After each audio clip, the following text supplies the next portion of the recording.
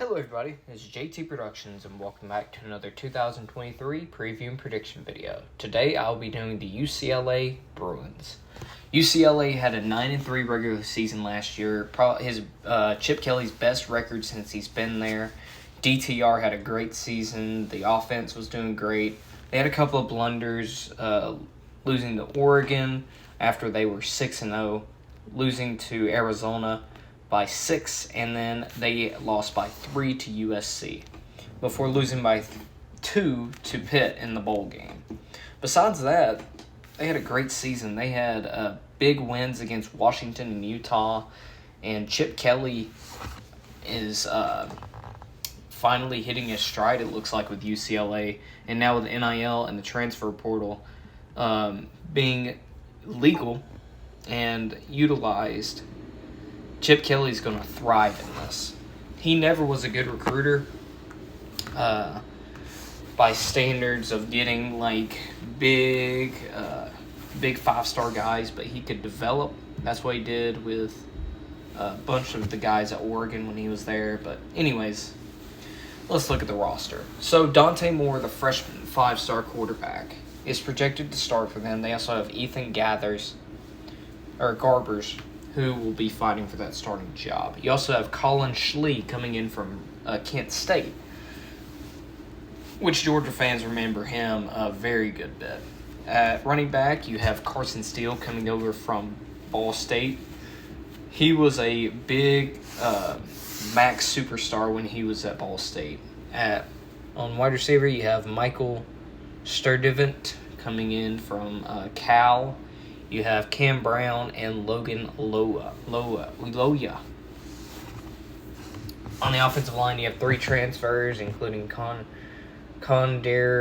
Conta coming in from Old Dominion. You have Spencer Hostage coming in from Purdue. And finally, at right guard, Jake Wiley coming in from Colorado. So the offense, if those offensive linemen congeal pretty well, the offense should be pretty good, depending on if Dante Moore turns out the way he needs to. On defense, you have Latu at outside linebacker, one of their best defensive players. You get Jordan Anderson coming in from Bowling Green at safety, and you have a bunch of talent and seniority on this defense. So we'll see if they can't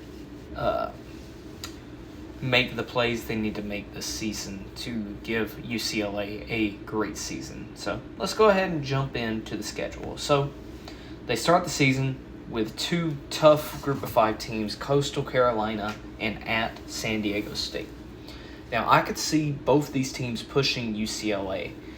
We saw it last year with Georgia Southern. We saw South Alabama. We saw it the year before last with, I think, Georgia Southern.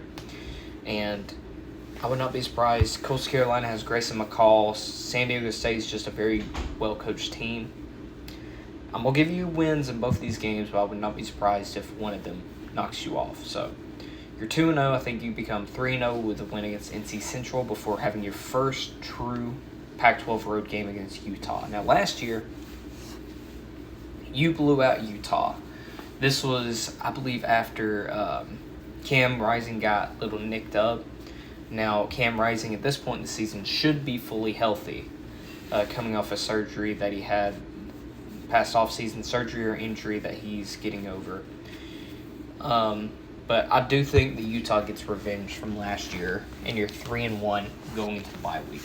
Coming out of it, you play Washington State, and I think that you're able to win this game. Will not be surprised if they keep it close, but I do think you win the game.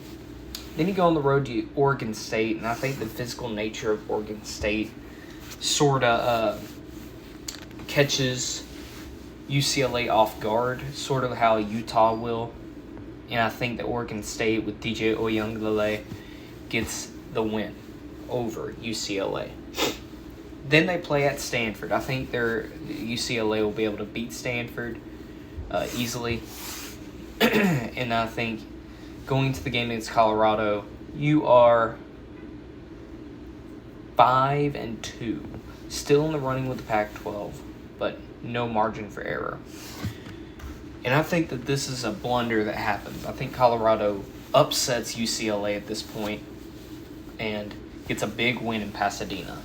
There's a feeling right now, I'm just not sure that Chip Kelly, losing DTR, losing all those playmakers with Zach Charbonnet and that, leaving, I don't think that they're going to be replaced as easily as people think. So I think Colorado beats UCLA, and then I think they go on the road and lose to Arizona.